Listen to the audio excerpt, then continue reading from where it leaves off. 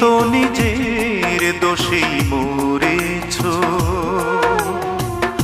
আমার কি দোষ? তুমি তো নিজের দোষেই মরেছ।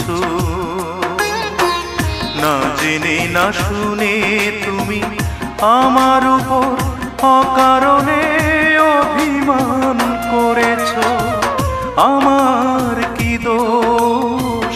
তুমি তো নিজের দোষেই মরেছ।